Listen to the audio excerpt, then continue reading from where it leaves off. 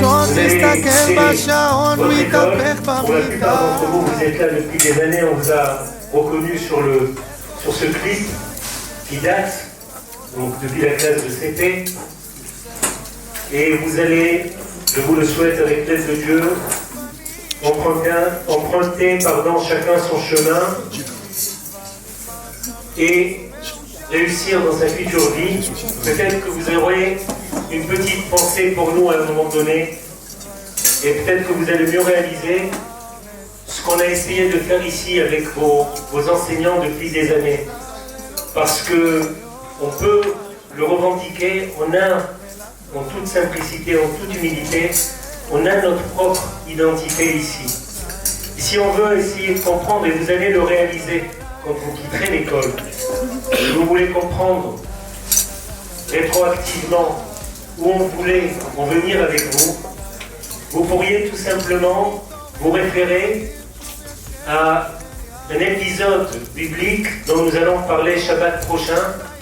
C'est Moshe Rabbeinu, Shabbat prochain, qui se trouve devant un rocher. Après 40 ans de périple dans le désert, les enfants d'Israël sont fatigués par ce périple et ils sont prêts à entrer en terre sainte, en terre d'Israël.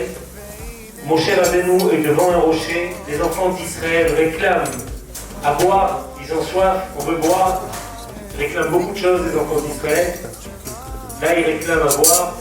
Et là, Dieu s'adresse à Moshe et à Aaron et leur dit « Parlez au rocher et jaillira de l'eau de ce rocher. » Et là, Moshe Rabbeinu, curieusement, au lieu de parler au rocher, Gabriel, Mazal Tov, tu nous as fait suer, je viens de te voir, jusqu'au bout.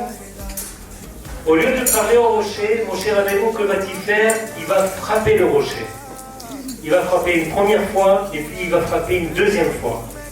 Et là, Dieu va lui dire, à lui et à Aaron, vous ne pourrez pas accompagner les enfants d'Israël en terre d'Israël, après ces 40 ans de périple dans le désert.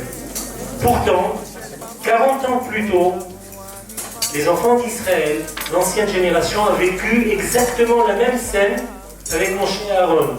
Ils sortent d'Égypte, ils sont devant un rocher, ils demandent à Moshe à boire, et Dieu dit, à ce moment-là, frappe le rocher, et non pas parle au rocher.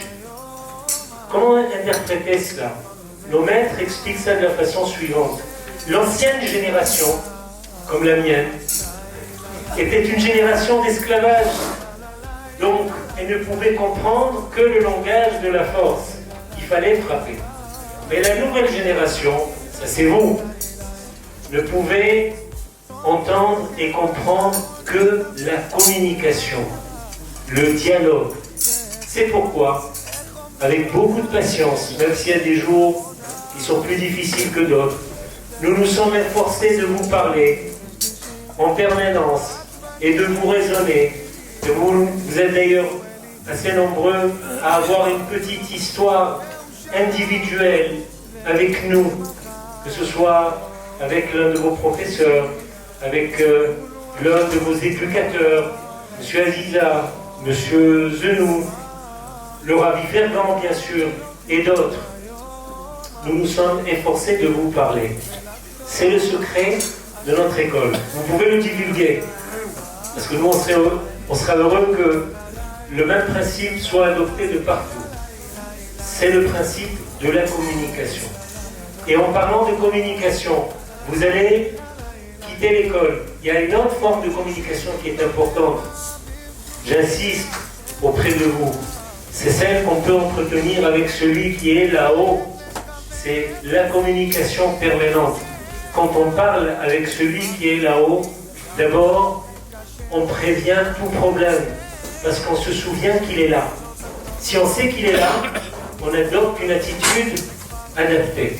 Si on oublie qu'il est là, on peut faire n'importe quoi. Et comme on n'a pas envie de faire n'importe quoi, donc continuez à lui parler tous les jours, là où vous irez, parlez-lui, et vous allez voir que le plus souvent, il pourra vous répondre. En fait, ma conception du Ganami, elle a beaucoup évolué, parce que moi, de base, j'étais au collège, et le Ganami, c'était une école qui était un peu, je sais pas comment dire ça, mais un peu diabolisée.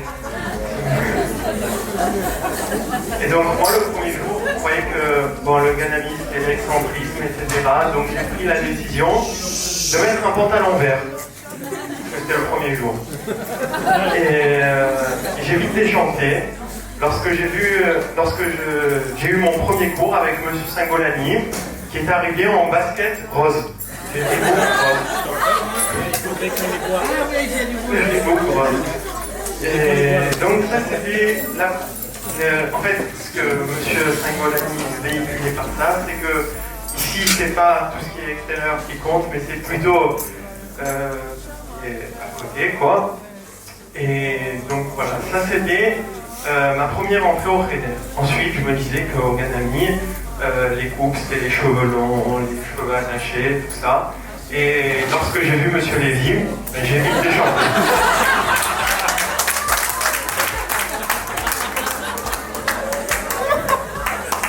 Voilà, et donc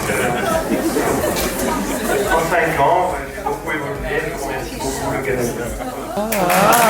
La la la la la la la la la la